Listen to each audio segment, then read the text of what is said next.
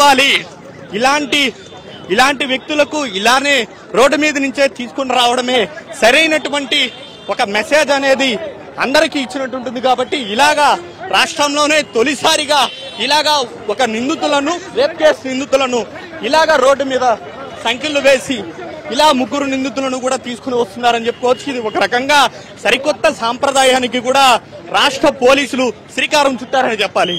So ముగ్గురిని చూడొచ్చు, ముగ్గురిని ఏ విధంగా తీసుకుని వస్తున్నారనేది గతంలో ఎప్పుడూ కూడా జరగని విధంగా ఎవరైతే గత నెల 25వ తారీఖున పార్కులో ఉన్నటువంటి ప్రేమ జంటను బెదిరించి వారి దగ్గర నుంచి సెల్ ఫోన్లను, వీడియోలను లాక్కోవడమే కాకుండా ఒకరి తర్వాత ఒకరు ముగ్గురు కూడా ఆ మహిళ మీద, మైనర్ బాలిక మీద అత్యాచారం చేశారు. ఇది ఒక రకంగా అందరినీ కూడా అత్యంత కలిచివేసేటువంటి అంశంగా మారింది. చేయడమే కాకుండా వారి వద్ద నుంచి ఉన్నటువంటి వీడియోలు అన్నింటినీ కూడా తీసుకొని మరికొందరికి కూడా పంపించినట్టుగా కూడా ఆరోపణలు ఉన్నాయి. ఈ నేపథ్యంలో రాష్ట్ర వ్యాప్తంగా ఈ ఘటన సంచలనంగా మారింది. ఇలాంటి ఘటనలు కూడా గతంలో కూడా చేసినటువంటి నేపథ్యంలోనే ముగ్గురు నిందితులను కూడా ఈ విధంగా ఎప్పుడూ కూడా చేయలేదు. రాష్ట్ర చరిత్రలో తొలిసారిగా మనం చెప్పుకోవాలి. ఇలా ఒక మైనర్ బాలికను అత్యంత దారుణంగా రేప్ చేసినటువంటి ముగ్గురిని కూడా ఈ విధంగా ఏదైతే ప్రెస్ మీట్ తర్వాత నేరుగా కోర్టుకు తీసుకెళ్తున్నారు. కోర్టు సమీపంలో ఉంది. దాదాపు 1 కిలోమీటర్ పాటు కూడా చిత్తూరులో ఉన్నటువంటి ప్రజలందరికీ తెలిసేలాగా ఈ ఘటన తాలూకు వ్యవహారాన్ని అందరూ కూడా తెలుసుకోవాలి. భవిష్యత్తులో ఇలాంటి ఘటనలు జరగకూడదు అనేటువంటి ఒక మెసేజ్ అనేది కూడా ఇవ్వాలనేటువంటి ఉద్దేశంతోనే ఈ విధంగా కూడా ముగ్గురు నిందితులను కూడా తీసుకుని వెళ్తున్నటువంటి పరిస్థితి.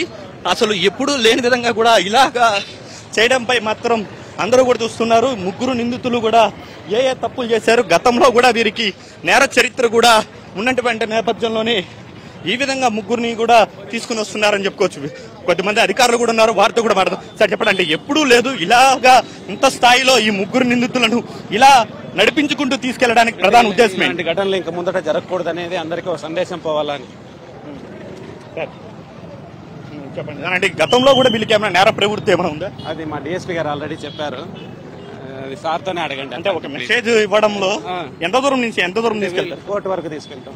సో కోర్టు వరకు కూడా ఈ ముగ్గురు నిందితుల్ని కూడా ఇలాగే నడి రోడ్డు మీద లాక్కుంటూ కూడా షర్టు పట్టుకుని బేడీలు వేసి ఒక మెసేజ్ అనేది, ఎందుకంటే ఇప్పటి వరకు కూడా ఇలాంటి ఘటన అనేది కూడా గతంలో చాలా సార్లు జరిగినప్పటికీ కూడా ఒక బహిరంగంగా ఒక మెసేజ్ అనేది ఇవ్వాలి. ఇలాంటి వ్యక్తులకు కఠినమైనటువంటి శిక్ష పడడమే కాకుండా మరొకసారి ఇలాంటి ఘటనలు పునరావృతం కాకుండా ఉండాలంటే మాత్రం ఈ విధంగానే ఇలాంటి నేరస్తులకు పనిష్మెంట్ ఇవ్వాలనేటువంటి ఉద్దేశంతో రాష్ట్ర ప్రభుత్వం కావచ్చు, కూటమి పోలీసులు కావచ్చు, కూటమికి సంబంధించిన కూటమి ప్రభుత్వం తీసుకున్నటువంటి నిర్ణయం కావచ్చు, రాష్ట్ర పోలీసులు తీసుకున్నటువంటి నిర్ణయం మాత్రం చాలా చర్చనీయాంశంగా మారిందని చెప్పాలి.